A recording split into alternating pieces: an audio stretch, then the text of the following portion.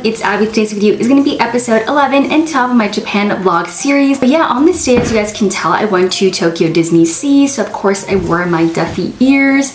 I got to eat a lot of really tasty food, as well as get on a few different rides. It was honestly a lot of fun. I'm a huge Disney fan, so I really wanted to go to Tokyo DisneySea. Duffy and Friends are quite popular at this park, so I did of course have to wear my Duffy ears. It's very common in Japan for girls to wear matching outfits to Disneyland, specifically school uniforms, so that's what my sisters and I did. So you guys can see this is what I wore on this day. I wore kind of like a school uniform look. So I wore my Duffy ears, a white button up top. I added this really cute pink bow, and then I added a cardigan over that. And then I wore a pink checkered skirt. And of course, I paired my Duffy ears and my Duffy bag.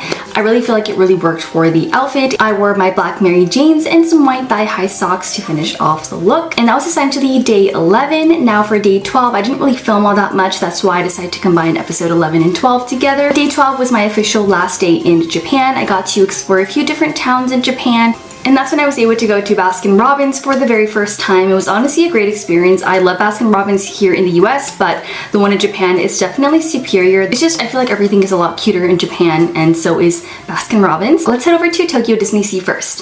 Ikimashou! On day 11 of my trip, I headed to Tokyo DisneySea. I woke up bright and early and got on the train.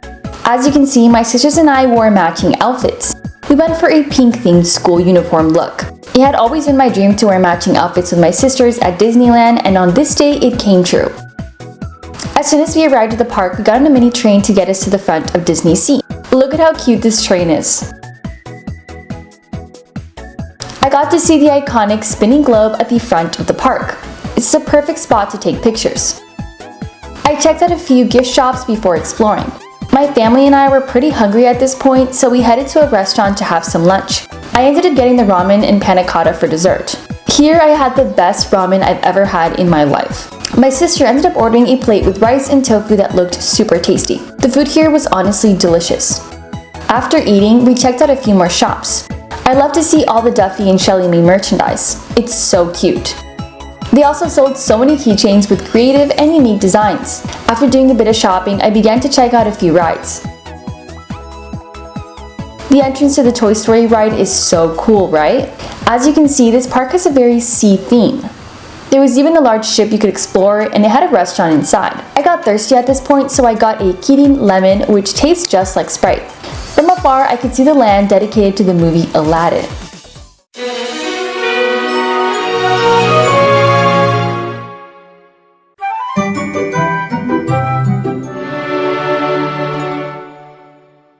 This area of the park is one of my favorites.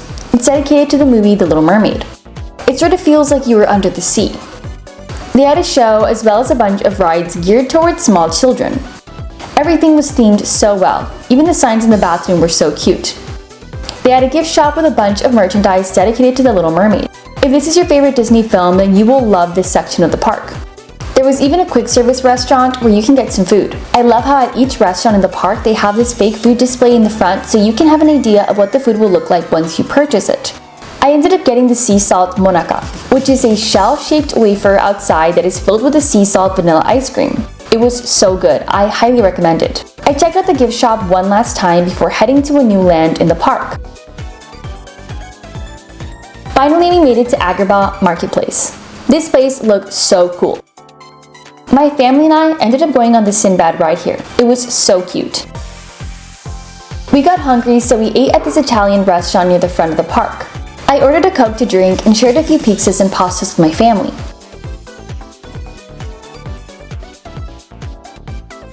My parents ended up ordering this cool dessert that had strawberry puree.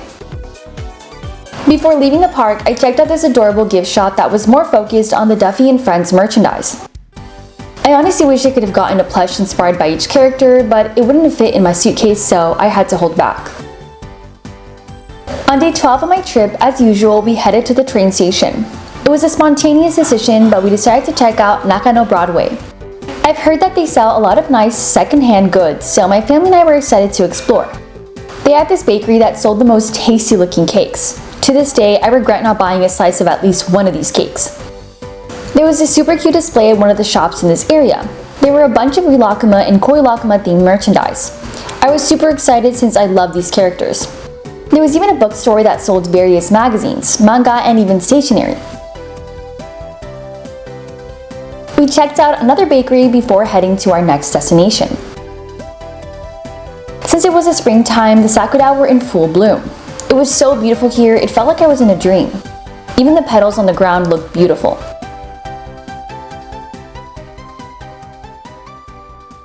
My family and I got thirsty, so we stopped at one of the vending machines and got a drink. We ended up getting a Coke. From there, we made our way back to our hotel in Ginza. I felt so sad since I was leaving Japan. This was my last day here after all. The last place I checked out on this trip was Baskin-Robbins. The one here is truly superior. I like Baskin-Robbins back home in the US, but the one in Japan is so much better. I loved all the sakura-themed cups and boxes to go with your ice cream. They sold a lot of the typical ice cream flavors you can find at an ice cream shop, but they had some unique ones like the sakura flavored ice cream. The cakes here were so cute. Since they were taking our ice cream to go, they ended up putting some dry ice in the bag so it could stay nice and cool. There was a Daiso nearby, so my family and I checked it out to do a bit of shopping. I ended up getting these little bags for onigiri. As soon as we got back to our hotel, we ate our ice cream. It was super tasty. And that was it for my last day in Tokyo. I really hope you guys enjoyed this video. Don't forget to give it a big thumbs up. Subscribe to my channel to become part of the kawaii family. Follow me at @theofficial_Abby on Instagram for some kawaii fashion inspiration. As always, thank you guys so much for watching, and I'll see you guys in my next video. 見てくれてありがとうございます。バイバイ。